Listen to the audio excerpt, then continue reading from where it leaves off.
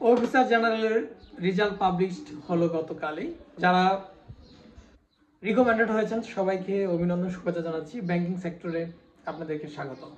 তো অনেকেই জানতে চেয়েছিলেন আসলে অফিসার কিংবা সিনিয়র অফিসার এদের কাজ কি এবং এখানে আসলে সুযোগ সুবিধা কি। অন্য একটা নবম গ্রেডের চাকরি এবং ব্যাংকের সিনিয়র অফিসার নবম গ্রেডের চাকরি, অন্য একটা দশম গ্রেডের চাকরি ব্যাংকের অফিসার জেনারেল কিংবা অফিসার আরসি, অফিসার ক্যাশ দশম গ্রেড, এর মধ্যে পার্থক্য কি, সুযোগ সুবিধা কি এবং কাজ কি। তো কাজ নিয়ে আমি আগে একটি ভিডিও করেছি, সেটি এখানে কমেন্ট বক্সে দিয়ে দেবো, আপনারা চাইলে দেখতে পারেন। আজকে আমরা সুযোগ সুবিধা নিয়ে কথা বলবো।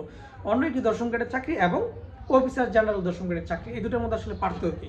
আর সিনিয়র অফিসার নবম গ্রেড অন্য একটা সেক্টরের যে কোনো নবম গ্রেডের চাকরি পার্থক্য কি, দুটো আলোচনা করতে গেলে অনেক সময় লাগবে। শুধু আমি অফিসার নবম গ্রেডের কথায় যদি একটু আলোচনা করি, দশম গ্রেড নিয়ে।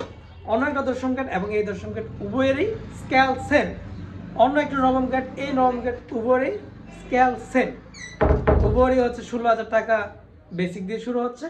সিনিয়র অফিসার নবম গ্রেড অন্য একটা নবম গ্রেডও 22,000 টাকা দিয়ে তাদের বেসিক শুরু হচ্ছে। দুটোই কিন্তু সেম। তো বাড়তি সুযোগ সুবিধা হিসাবে ব্যাংকে কিছু সুযোগ সুবিধা রয়েছে, আবার কিছু অসুবিধাও রয়েছে। অন্য চাকরিতেও কিছু সুযোগ সুবিধা রয়েছে, অসুবিধা রয়েছে। তবে আর্থিক চিন্তা করলে ব্যাংকের যে টাকা, সেই সঠিকভাবে হালালভাবে আপনার কর্মের ফলে যে টাকাটা পাচ্ছেন, সেই টাকার হিসাবে ব্যাংকে কিছু বাড়তি সুযোগ সুবিধা রয়েছে। আর অন্য সেক্টরগুলোতে দুর্নীতির মাধ্যমে, ঘুষের মাধ্যমে আপনি বাড়তি সুযোগ সুবিধা পাচ্ছেন, যেটা আসলে হারাম, যেটা অনৈতিক। যদি মূল বেসিক চিন্তা করেন তাহলে অবশ্যই ব্যাংকের আর্থিকভাবে আপনি বেশি সুযোগ সুবিধা পাচ্ছেন এবং 5 বছর চাকরি করার পর একটি বাসার মালিক হতে পারছেন। হাউস বিল্ডিং যে লোন, এটি হচ্ছে ব্যাংকের অন্য সকল চাকরি থেকে সবচেয়ে বড় সুযোগ। কারণ অন্য একটি চাকরিতে আপনি 15-20 বছর চাকরি করার আগ পর্যন্ত কখনই একটি বাসা করার মতো টাকা ইনকাম করতে পারবেন না হালালভাবে। আপনার মূল বেতন দিয়ে, শুধুমাত্র স্যালারি দিয়ে আপনি ওইরকমভাবে কখনোই জমি কিনে একটি বাড়ি করার মতো সামর্থ্য অর্জন করতে পারবেন না। কিন্তু ব্যাংক আপনাকে লোন দিয়ে সেই সুযোগটি করে দিচ্ছে। সবচেয়ে বড় সুযোগ আমি মনে করি ব্যাংকে ইহা। দ্বিতীয়ত, লাঞ্চ ভাতা। দৈনিক 400 করে লাঞ্চ ভাতা পাচ্ছেন। আমি যদি অ্যাভারেজে 20 দিনও কর্মদিবস হিসাব করি, 20 গুণ 400 8,000 টাকা আপনি শুধুমাত্র লাঞ্চ ভাতা হিসেবে পাচ্ছেন, যেটা অন্য কোনো চাকরিতে পাচ্ছেন না।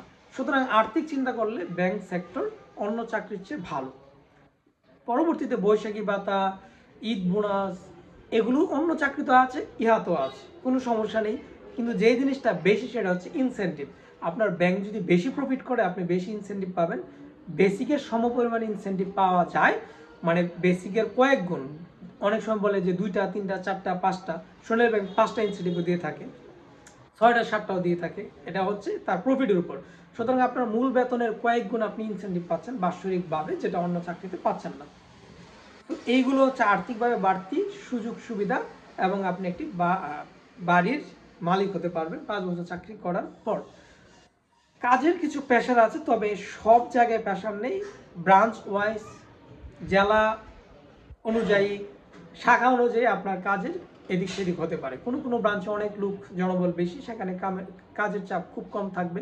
কিছু কিছু ব্রাঞ্চ, কিছু কিছু অঞ্চলে, সিলেট রিজিয়ন, ওরা অধিকাংশ হচ্ছে লন্ডন প্রবাসী, লন্ডনে চলে যায়, তারা চাকরির প্রতি ওরকম মুখাপেক্ষী না। সেই জন্য সেই জায়গাগুলোতে লোকবল কম থাকে, সেখানে কাজের চাপ একটু বেশি থাকে। তবে আপনি যদি এনজয় করতে পারেন তাহলে অবশ্যই আপনার ভালো লাগবে। এবং যে কোনো চাকরিতে কিন্তু কাজের প্রেশার থাকবে। আপনি যে চাকরি করেন সেটা যদি সঠিকভাবে দায়িত্ব পালন করতে চান, তাহলে অবশ্যই আপনার সেখানে কিছু কাজ থাকবে এবং প্যারেশানি থাকবে। একজন ম্যাজিস্ট্রেট, একজন পুলিশের যে প্যারেশানি, সেটা নিশ্চয়ই ব্যাংকারের প্যারেশানির মধ্যে থাকে না।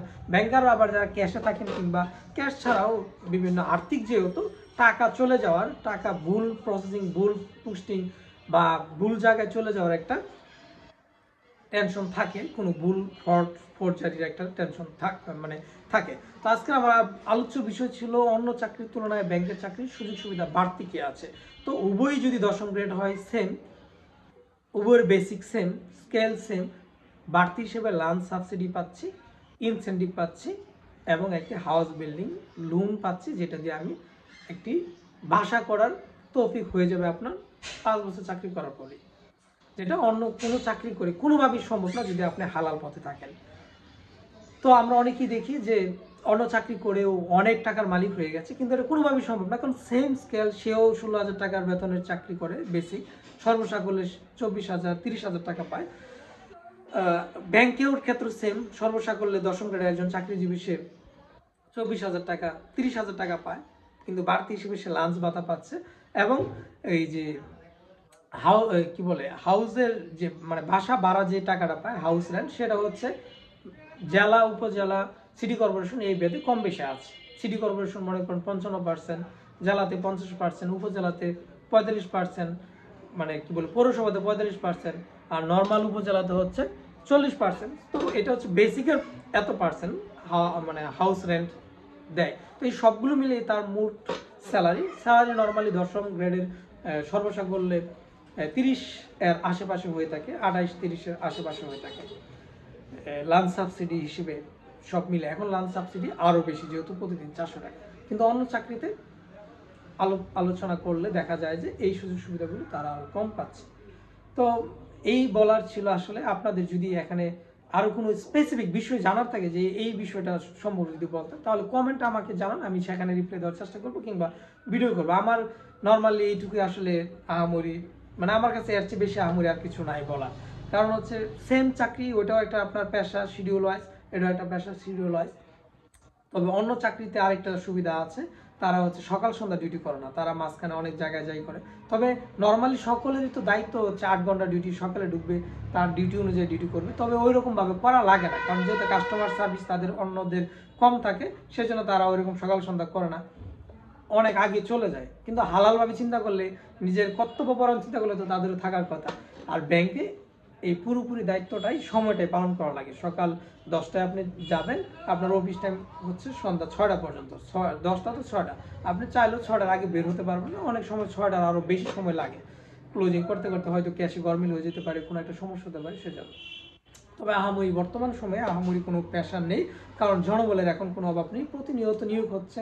যখনই জনবলের ঘাটতি তখনই নিয়োগ, এখন আর কোনো জনবল ঘাটতি নেই। তো এই যে গতকালই হচ্ছে যারা নিয়োগপ্রাপ্ত হলেন, এখনো জয়েন করেন নাই, আপনারা হচ্ছে রিকমেন্ডেড হয়েছেন অফিসার জেনারেল হিসেবে, তারা আশা করি এই ভিডিওটি তাদের ভালো লাগবে, তারা একটু প্রফুল্ল হবেন। এবং আপনাদেরকে ব্যাংকিং সেক্টরের শুভেচ্ছা স্বাগত জানাচ্ছি। আমি মতিউর রহমান সুমন, সিনিয়র অফিসার জনতা পিএলসিতে আছি। আজকের ভিডিওর মূল কথা আশা করি শেষ হয়েছে। আরও যদি কারো কিছু জানা থাকে অবশ্যই কমেন্টে জানাবেন। আজকে এখানেই শেষ করছি, সবাই ভালো থাকুন, আল্লাহ হাফিজ।